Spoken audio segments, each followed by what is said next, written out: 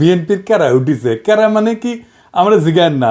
ইলিয়াসের একটা ভিডিও আছে, শাওনের কেরা উঠিছে, আমি দেখি না ভিডিওটা, শুধু থাম্বনেল দেখেছি, তাই কেরা মানে আমি জানি না, কিন্তু কেরা কথাটা খুব পছন্দ হয়েছে।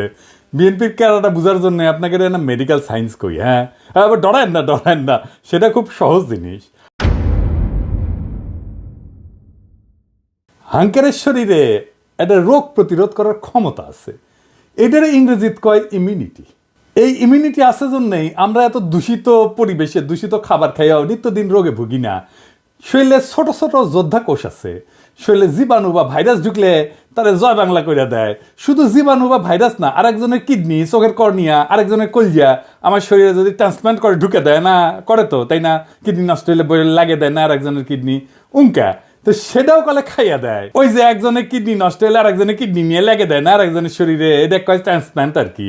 তো ওই ট্রান্সপ্লান্ট করলে না ওই যোদ্ধা কোষ খাইয়া দেয় কলে, বুঝছাও, ওই যে যেটা ট্রান্সপ্লান্ট করছে, যেটা ঢুকাইছে, সেই জন্য ট্রান্সপ্লান্ট করার পরে মেলা ওষুধ খেতে হয় ওই যোদ্ধা কোষগুলোকে থেমে রাখার জন্যে, চেপে রাখার জন্যে। তো ওই যোদ্ধা কোষের কেরা হইলে নিজের শরীরের উপরে নিজেই ঝেপে পড়ে, তার মানে শরীরের এই চামড়া মনে হয় তার নিজের চামড়া না, এটা অন্যের চামড়া, ব্যাস তাহলে শেষ, শরীরে সোরিয়াসিস হবে। এটা ছবি দেখে দেন, দেখিছেন কি বিচ্ছিরি অবস্থা। এটা করলে কোনো সোয়াসের রোগ না, ওই যে কেরা হয়েছে, বুঝছাও, রিউমাটয়েড আর্থ্রাইটিস মানে বাতের মতো আর কি। তো এটাও কেরা, হাত হুত বেঁকে বুকে যায়, ব্যথা তো আছেই, ছবি দেখান এডিটর সাহেব। তারপরে টাইপ 1 ডায়াবেটিস, ডায়াবেটিস করলে দুই ধরনের, টাইপ 1 আর টাইপ 2। হ্যাঁ, তো টাইপ 1 মানে যেটা জন্ম থেকে হয়, তো ছোটবেলাতে হয়, এটাও কলে ওই কেরা রোগ, বুঝেছেন। তো এটা ডাক্তারি ভাষায় কয় অটো ইমিউন ডিজিজ। আমি যদি ডাক্তারি বই লিখলামিনি তাহলে এই রোগ রে লিখলামিনি, নিজের নিজেই মারে, এত খারাপ কথা কেঁকে করে লেখা যায়, তাই কেরা রোগ লিখলামিনি, কেরা। ইনকা কেরা হয়েছে বিএনপি, ওই নিজের দলের ইতিহাস, ঐতিহ্য, অবদান, এমনকি জিয়া খালেদার সিলসিলার বিরুদ্ধে দাঁড়াইছে। কেমনে দাঁড়াইছে আসেন দেখি। জিয়াউর রহমান বাংলাদেশের রাজনীতিতে কয়েকটা বেসিক মৌলিক কন্ট্রিবিউশন আছে, অবদান আছে। কি কি? 1 নাম্বার, তিনি বাকশালী শাসন থেকে গণতান্ত্রিক ব্যবস্থা উত্তরণ ঘটাইছিলেন। এর ইন্টারেস্টিং ব্যাপার হইতেছে যে বাংলাদেশই পৃথিবীর ইতিহাসে প্রথম এবং একমাত্র দেশ যা মার্শাল ল অধ্যাদেশ দিয়ে গণতন্ত্রের উত্তরণ ঘটেছিল। আমরা এই প্রসঙ্গে পরে আসবো, কারণ বিএনপির কর্মীদের জানা উচিত যে তাদের নেতারা দলের আদর্শ, নীতি, উদ্দেশ্যের সাথে কি বিপুল প্রতারণা কইরা দলটারে ধ্বংস করিচ্ছে। 2 নাম্বার, জিয়াই বাংলাদেশের নাগরিকদের প্রথম পলিটিক্যাল আইডেন্টিটি দিচ্ছেন। পলিটিক্যাল আইডেন্টিটি খুব গুরুত্বপূর্ণ একটা জাতির জন্য, এটা দেশের জন্য, রাজনৈতিক জনগোষ্ঠী হিসেবে গড়ে ওঠার জন্য। আমার জনগণ কোথায় ভারতীয় জনগণের চাইতে আলাদা, আমরা কিভাবে পশ্চিমবঙ্গের বাংলাভাষী বাঙালির চাইতে আলাদা, এইটা 72-এর সংবিধানে ছিল না। এটা জিয়ার খুবই মৌলিক কন্ট্রিবিউশন। 72-এর সংবিধানে আমরা বাঙালি জাতি, বাংলাদেশের সকল নাগরিকের জাতিসত্তা বাঙালি। আমরা কি সবাই বাঙালি? ইন্ডিয়া মুক্তিযুদ্ধের সময় পোস্টার করে দিয়েছিল যে বাংলার হিন্দু, বাংলার বৌদ্ধ, বাংলার খ্রিস্টান, বাংলার মুসলমান, আমরা সবাই বাঙালি না। আমরা সবাই বাঙালি না। বাংলাদেশের স্বীকৃত 50টা নৃগোষ্ঠী আছে, চাকমা, মারমা, সাঁওতাল, গারো, ত্রিপুরা, বম, ম্রো, হাজং, খাসিয়া আছে না। আমাদের এই ছোট দেশে 47টা ভাষা আছে, কি বিপুল বৈচিত্র্য আছে, সবাইকে আপনি বাদ দিয়ে দিবেন বাঙালি কয়া? এই যে ইনক্লুশন, সবাইকে নিয়ে আসা, এটা কে করেছে? জিয়া করেছে, আমাদের বাংলাদেশি জাতি পরিচয় দান কইরা। 3 নাম্বার, বাংলাদেশকে পদানত রাখার ভারতীয় বয়ান মুজিববাদ, যা এই 72-এর সংবিধানের রাষ্ট্রীয় মূলনীতি 4টা: গণতন্ত্র, সমাজতন্ত্র, ধর্মনিরপেক্ষতা, বাঙালি জাতীয়তাবাদকে জয় বাংলা করে দিছিল জিয়াউর রহমান। ধর্মনিরপেক্ষতাকে প্রতিস্থাপন করেছিল পরম করুণাময় আল্লাহর উপর পূর্ণ আস্থা এবং বিশ্বাস দিয়া। সংবিধানে বিসমিল্লাহির রহমানির রহিম যুক্ত করেছিল। আমি এক এক করে দেখাচ্ছি কি কি করেছিল। সংবিধানের প্রস্তাবনার প্রারম্ভে বিসমিল্লাহির রহমানির রহিম তো সংযোজন করেছিলেন। রাষ্ট্র পরিচালনার মূলনীতি হিসেবে 8-এর 1-এর ক অনুচ্ছেদে লিখেছিলেন, সর্বশক্তিমান আল্লাহর উপরে পূর্ণ আস্থা এবং বিশ্বাসী হইবে যাবতীয় কার্যাবলীর ভিত্তি। 8-এর ক অনুচ্ছেদের আর এক রাষ্ট্রীয় মূলনীতি সমাজতন্ত্রের পরিবর্তে লিখেছিলেন, অর্থনৈতিক এবং সামাজিক ন্যায় বিচার অর্থে সমাজতন্ত্র। 25-এর 2 অনুচ্ছেদে রাষ্ট্র ইসলামী সংহতির ভিত্তিতে মুসলিম দেশগুলোর মধ্যে ভ্রাতৃত্ব সম্পর্ক সংহত, সংরক্ষণ এবং জোরদার করিতে সচেষ্ট হইবে, এই মর্মে নতুন অনুচ্ছেদ সংযোজন করেছিলেন। ধর্মভিত্তিক রাজনৈতিক দল গঠনের উপরে সাংবিধানিক বাধা অপসারণ করেছিলেন। একদলীয় বাকশাল ব্যবস্থা বাতিল করেছিলেন এবং সুপ্রিম কোর্টের একটা মৌলিক এখতিয়ার পুনর্বলবৎ করছিলেন। এই সুপ্রিম কোর্টের মৌলিক এখতিয়ার কি, যা জিয়া আবার বলবৎ করেছিলেন? কি সেটা? খুবই গুরুত্বপূর্ণ, আসেন এরা বুঝে দেখি। এটা বুঝতে হইলে বাকশালের দুইটা জিনিস ভালো করে বুঝতে হবে। বাংলাদেশ নামের যে রাষ্ট্র 1971 তৈরি হয়েছিল, সেই রাষ্ট্রটাকে কার্যত ধ্বংস করে দেয় বাকশাল। বাকশাল কিভাবে মুক্তিযুদ্ধের মধ্যে দিয়ে গঠিত রাষ্ট্রকে ধ্বংস করেছিল? দুইভাবে। এক, বাকশাল যে আইনে হয়, সেই 4th সংশোধনী আইন 1975 সংবিধানের অনুচ্ছেদ 11 সংশোধন করে বলা হয়েছিল, ইংরেজিত যেতে কইছে তাই ঠিকই কইছে, তাই না? এটা বাংলা করলে দাঁড়ায়, সংশোধনের আগে সংবিধানের অনুচ্ছেদে 11তে লেখা ছিল যে প্রশাসনের সর্বস্তরে জনগণের নির্বাচিত প্রতিনিধিদের মাধ্যমে জনগণের অংশগ্রহণের কথা বলা ছিল। এটা বাতিল করে দেওয়া হলো। অর্থাৎ রাজনৈতিক নেতৃত্ব বা সোজা বাংলায় শাসক নির্বাচনের ক্ষমতা আর রাষ্ট্রীয় কাজে রাজনৈতিক জনগোষ্ঠী হিসেবে জনগণের অংশ নেওয়ার ক্ষমতাই থাকলো না। এই কাজটাই করেছিল হাসিনা, বিনা ভোট, নৈশ ভোট, দামি ভোট কইরা। এটাই ইন্ডিয়ান প্ল্যান, যে বাংলাদেশের ভূখণ্ড থাকবে, মানুষ থাকবে, কিন্তু নেতা নির্বাচনের ক্ষমতা থাকবে না, যেটা হাসিনা করেছিল। 2 নাম্বার, সংক্ষুব্ধ কোনো নাগরিকের আদালতে যাওয়ার একটা মৌলিক অধিকার ছিল 44 অনুচ্ছেদে। বাকশাল সংশোধনীতে সে খোদ 44 অনুচ্ছেদকে বিলুপ্ত করে দেওয়া হয়। একই সাথে 102 অনুচ্ছেদে সুপ্রিম কোর্টকে দেওয়া অধিকার, অর্থাৎ সংক্ষুব্ধ কোনো নাগরিকের আবেদন শুনতে এবং প্রতিকার দিতে নির্বাহী বিভাগকে আদেশ দেওয়ার আদালতের ক্ষমতাকেও বাতিল করে দেওয়া হয়। মানে রিট আপনি করতেও পারবেন না, আদালত রিট শুনতেও পারবে না। রিট জিনিসটাই বাতিল করে দিছিল। সোজা কথায় 4th সংশোধনী আইন রাষ্ট্রের নাগরিকের সংক্ষুব্ধ হওয়ার মৌলিক অধিকার রদ করে দিছিল। এটা জিয়া পুনরায় বলবৎ করছিলেন।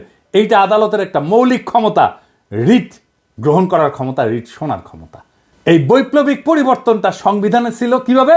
5ম সংশোধনীর মাধ্যমে। এই যে যা যা জিয়া করছিল রাষ্ট্র গঠনের ক্ষেত্রে, তাই 5ম সংশোধনী। শুধু তাই না, জিয়ার শাসনের বৈধতা ছিল 5ম সংশোধনী।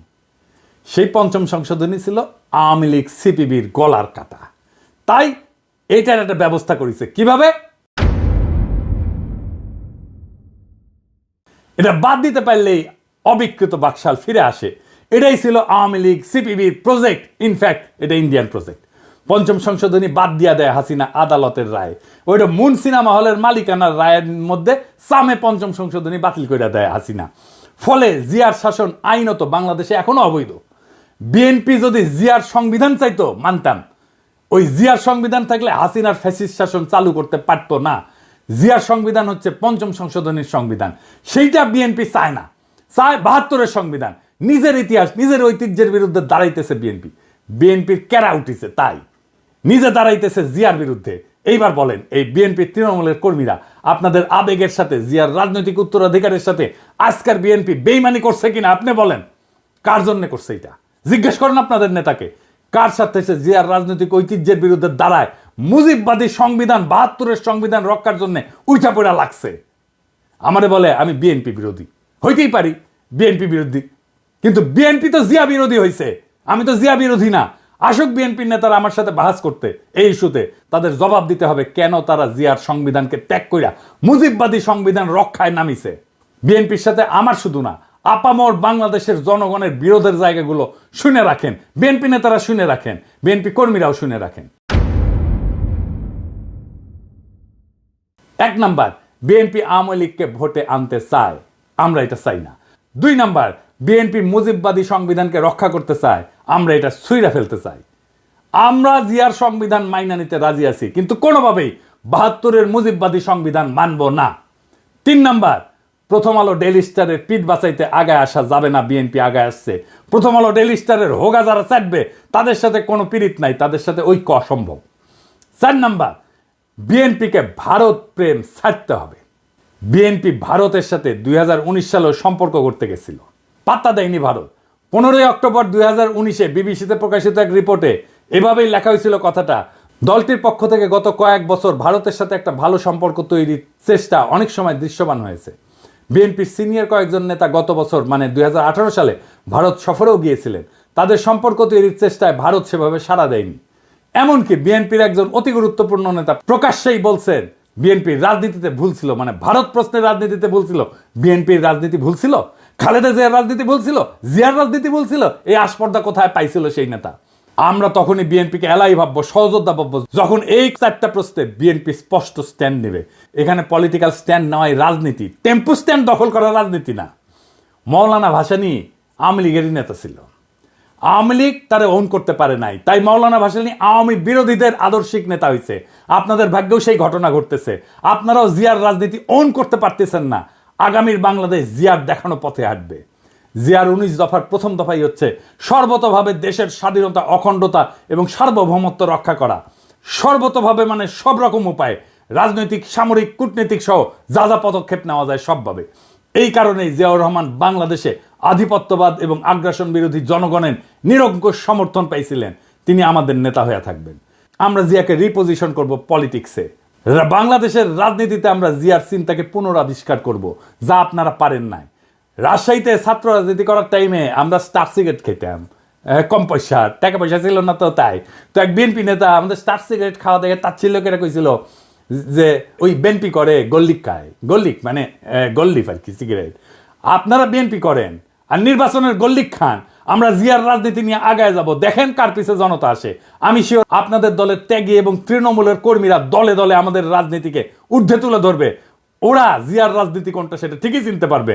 ওরা গোল্লিক খাইতে আসে নাই, তারা জিয়ার রাজনীতি করতে আসছে। আপনাদের মুজিববাদী, সংবিধান প্রেমী আর ভারত প্রেমী রাজনীতির ন্যারেটিভ বয়ান বদলাইতে না চাইলে আসেন খেলবো।